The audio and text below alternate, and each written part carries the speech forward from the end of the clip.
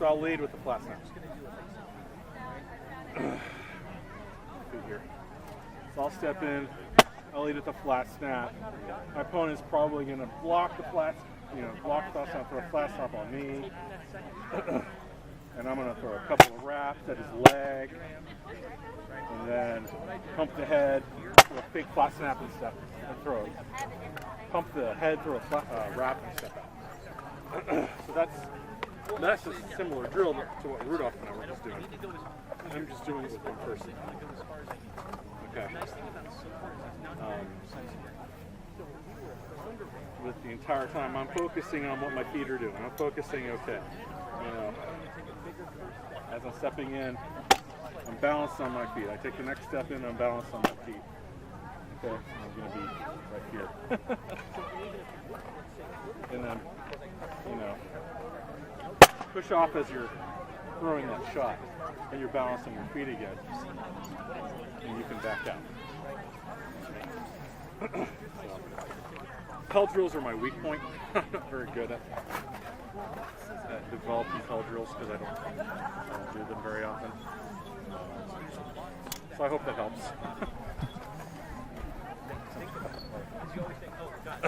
Sorry. Any other questions? Anyone else? Say, I hear a lot of people are talking about spear work. All about something that differentiates is just shortening the stance just a little bit every time, and then you can hop out. Or just shifting the stance slightly. That works, and that is that's like we were talking about earlier about conditioning your opponent. That's the same thing. You're just doing it with a spear instead of a sword.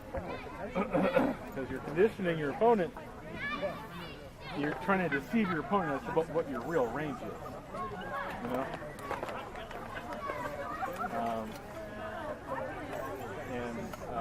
What I do actually, because I fight spear, and instead of moving my front foot, I move my back foot. Because my opponent can see this foot, but he can't see my back foot.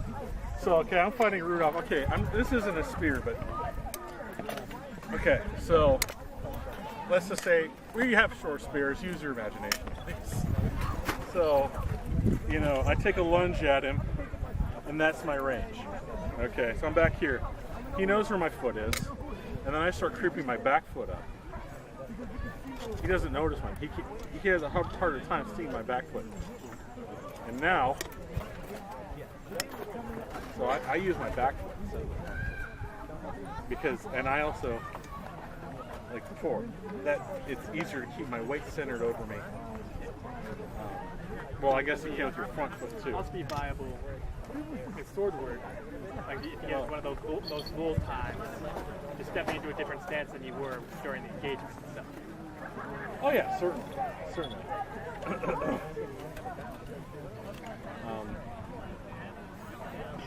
Yeah, and I also, one of the reasons I don't move my back foot up is because in spear work, that's giving your opponent ground. You want to, when you're on a spear line, you don't want to back out. So if you want to maximize your range, instead of backing up, all of a sudden you're a foot deeper than everyone else. Just tighten up your stance with your back foot. And all of a sudden you can really lunge at people. Another thing you can do with spear work that I like to do is a couple of clubs. Well, okay, we were talking about sword, so now we're talking about spear a little bit. That's fine. Actually, can you martial pull? They're recovering. Let's talk about spear work because that's different. Get him a spear as well.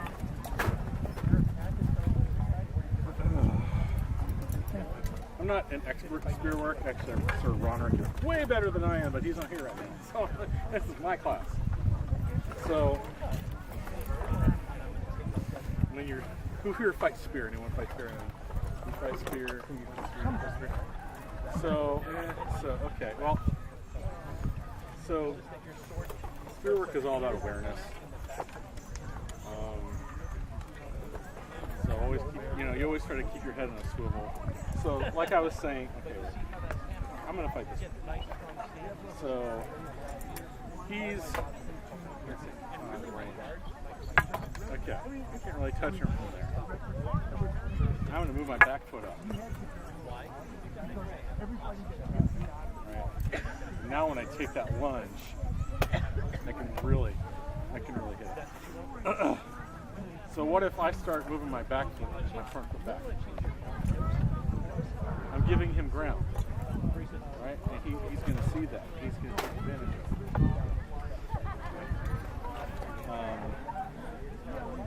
it. And something else in spear work, you're not always necessarily engaging the guy directly in front of you. Most of the time you don't want to. I want to engage him here. Any good spearman is going to be looking at, you're going to be scanning everyone's face. You're going to be like, who's looking at me right now? That's my biggest danger. So I'm a left-handed spearman, so if he's on that side and I see him pop open, and a lot of this is not looking direct, you want to use your eyes, you don't want to move your head. This is we're talking about very subtle things here, but they're very important for war fighting. So I'll just throw here. And my head, I'm looking straight at him, okay? But I'm throwing a shot this way. And it just comes right over. Oh, here comes the spear god himself. It started off sword and shield and it became spear work. So, he heard spear and came over.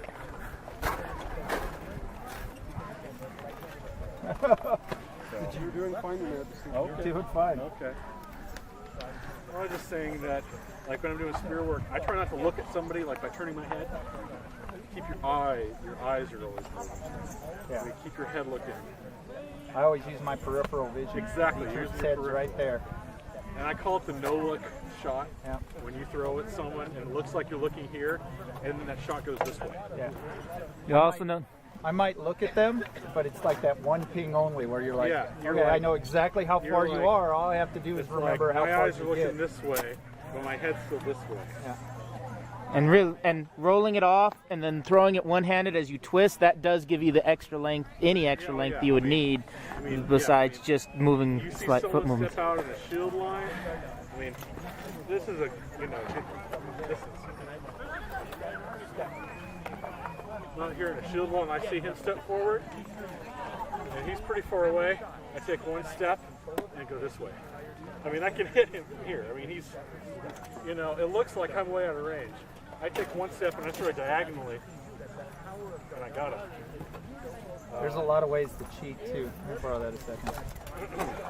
Like if we're facing off, and my point's here. Here, let me get a little further back. My point's here, and I'm out of range.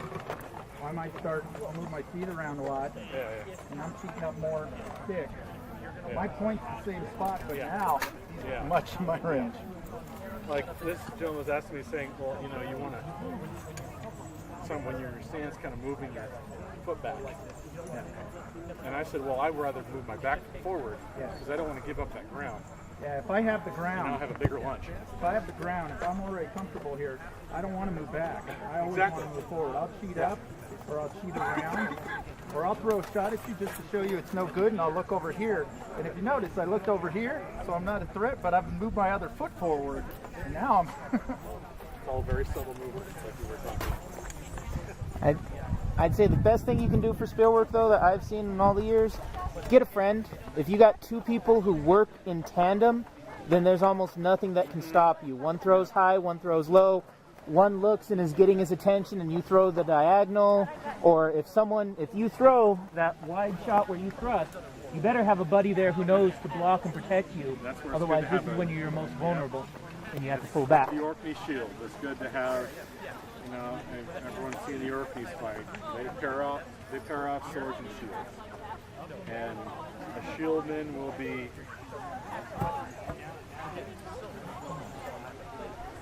it's a pretty brutal tactic, pretty devastating tactic. So I'm paired off with Rudolph. Getting speared. Go left-handed. And ideally you're gonna be with whoever is, so I'm here, okay? throw it to him. Throw to him. Throw it to him, and I'm following. All right. And if someone steps in, like step in, and I'm going to pull him back. Yeah. I'm going to pull him back. The best thing is, I don't have a shield for archery. It's nice to have someone else. Exactly. Good point. Spears and shields, they were known for unit tactics for a reason throughout all of history, because when you combine them, it just gets nasty and gnarly. I'm not a very good spearman. I'm not anywhere near as good as when I kill people, I'm going for the timing. I'm going for the opportunity kills. I'm good for counter shooting. I'm good for people who aren't paying attention. I don't have good individual skill, but I have the awareness. So I'm always looking out, always looking for who's not facing me, who's stepping out of the shield, who's exposing themselves, who's leaving themselves open to risk. not quite like that. I try not to hit people in the face. So those are the kind of kills I go for, and that's where I go for things like, I'm looking at someone using my periphery to see who's not paying attention, who's letting their, who am I no longer, if I'm no longer a threat to the guy, and he's focused on someone in front of him. Less than he is on me, and that's where I'll throw those shots that just come out here, without really, I'm looking here, but I'm facing. You think I'm paying attention to? He thinks I'm not even bothering with him, and all of a sudden you just, ear hole. One good thing for practicing that is in my garage I just hung up a couple tennis balls at different lengths and different heights, and I just face the back of the garage and I just be like bam, bam, bam, bam, bam, bam, bam, and never move your eyes and try and get those balls all moving at once. If you can start doing that, that's when you're focusing on the whole. You gotta have that situational awareness. It's good to have an uncluttered garage. I moved the trailer out, but if I'm engaged in someone, and I might be engaged with someone, I'm always, you see those people that are always knocking, I don't even worry about them. They're not my threat, because he's never going to be able to hit me if he's doing this. Because do it to me. Okay, so what did you guys, this is getting your feet. What did you guys notice here? Look at his feet. Where are his feet? His feet are perfect. And even when he stepped in to throw the shot, look where his feet are. He's always balanced, staying over his feet. Especially when you're out there, because especially with those one-handed shots out, you're off balance, and he just knocked my spear. I have to be able to recover quickly, because that's going to happen. Especially when you get out there. If I'm out here, I don't got any support on this. I'm already thinking what I'm going to do. And back to the not giving ground, I might shoot like this, and he does this to recover my spear. Instead of, you never go down to pick it up, and you don't come back unless they're charging me. What I'll do is to recover my spear, I'll grab it and bring it in to me. And now look, I've cheated up again. I'm now closer. And if he's especially up high, or he just knocked my spear, So his spear is, well, you got to do it like you're knocking it off my hand. There you go. His spear is off for a second. Do it again. So I want to get in that, he would recover a little bit better than that, but he might not have. We might be doing this for a bit. He's pushing on me, and I'll J-hook and right into him. I've even done shots where they keep tapping my spear, so I'll throw the shot over here, and he'll tap it into it. But when you're engaged with these people, once again, I might look at you and go, okay, I know exactly how far you are. And I have to look at you again. You can step forward, and I go, oh, he's cheated up. I just have to know where you were. I'll keep in mind where you moved to, because you're the one that's going to get me. And I might even do, like His Majesty was talking about, I'll throw the shot here, and this isn't for this guy. You've cheated up, and you think I'm going to be vulnerable, and I can just pivot around and do this. One of my favorites is I'll hit someone's spear, because I want to get this guy, and I don't want him shooting at me while he's doing it. So, hey, can we play some? I'm gonna put on a hat and play. Sure. That's it. No. I've been talking for a while. My throat is. Anyone else? Thank you kindly. Okay. My pleasure.